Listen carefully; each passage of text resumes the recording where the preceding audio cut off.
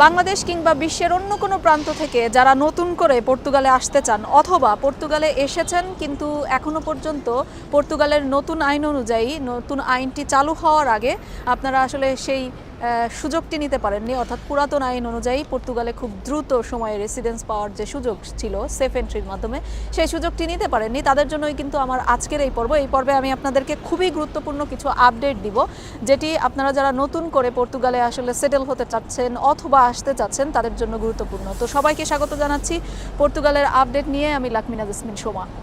তো শুরুতে যেটি আমি আপনাদেরকে জানাতে চাই, যারা নিয়মিত আসলে আমার এপিসোড দেখেন, নিয়মিত আমার কন্টেন্ট দেখেন, তাদেরকে বলি যে আপনারা নিশ্চয়ই জানেন যে গত জুন মাস থেকে কিন্তু পর্তুগাল সরকারের যে নতুন অভিবাসন আইন সেই আইন অনুযায়ী আপনার কিন্তু আগে যে এই দেশে কোনো রকম একবার প্রবেশ করলেই ট্যাক্সের মাধ্যমে এই দেশটিতে লিগাল হওয়া যেত, একটি দুইটি চারটি থেকে 10-12টি ট্যাক্স দিয়ে আসলে এখানে লিগাল হওয়া যেত সেফ এন্ট্রির মাধ্যমে, সেই সুযোগটি তুলে দেওয়া হয় গত জুন মাসে।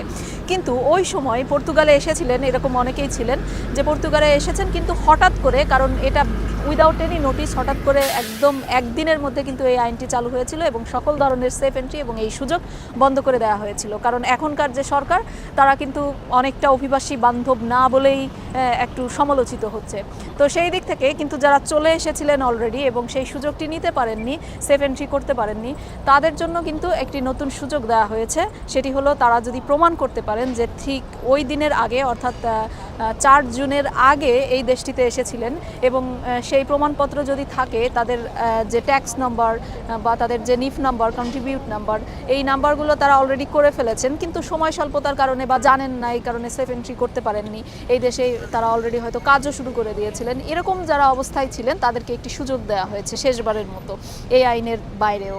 সেই সুযোগটি হচ্ছে তারা যদি এই ডকুমেন্টসগুলো প্রুফ দেখাতে পারেন এবং দেখাতে পারেন যে তারা অলরেডি এই দেশটিতে ছিলেন, সময় স্বল্পতার কারণে এই প্রসেসটি শুরু করতে পারেননি, বিভিন্ন কারণে প্রসেস শুরু করতে পারেননি, তারা যদি 12টা ট্যাক্স দেন, অর্থাৎ 12টা ট্যাক্স দিলে, অর্থাৎ বা আপনি হয়তো বা 1 বছর জব করে এই 12টি ট্যাক্স দিতে হবে প্রত্যেক মাস ওয়াইজ দিলে, তারা কিন্তু এই দেশে রেসিডেন্সের জন্য আবেদন করতে পারবেন এবং তারা এই দেশে রেসিডেন্স কার্ড পেতে পারবেন। তো এটা হচ্ছে সেই সব মানুষদের জন্য যারা আসলে প্রুফ করতে পারবেন যে এই দেশেই ছিলেন ওই আইনটি চালু হওয়ার আগে।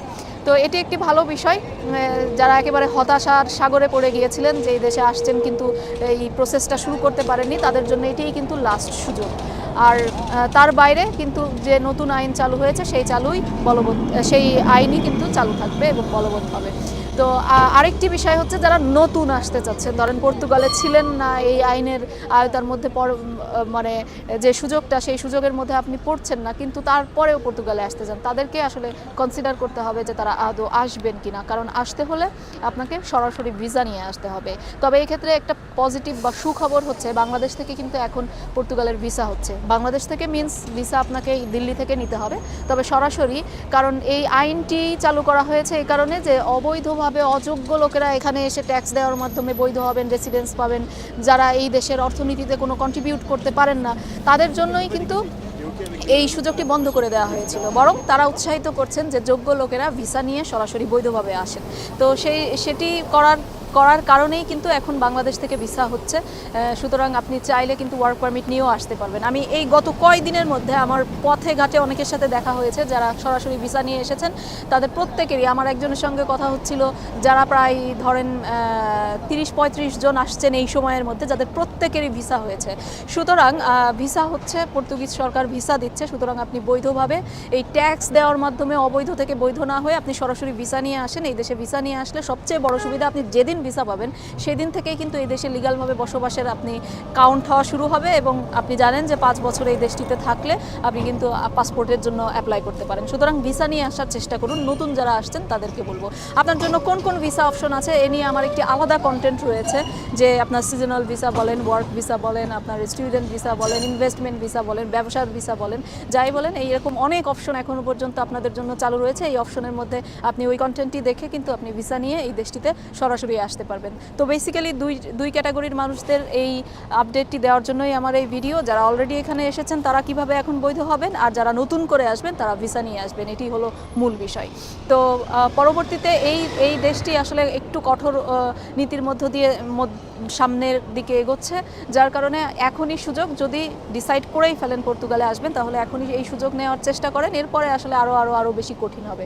তো সবাই ভালো থাকবেন, সুস্থ থাকবেন। পরবর্তী কোনো আপডেট থাকলে নিশ্চয়ই আমি আপনাদের সাথে আবারও কানেক্ট হব। এতক্ষণ আপনাদের সাথে ছিলাম আমি লাকমিনা জেসমিন সোমা।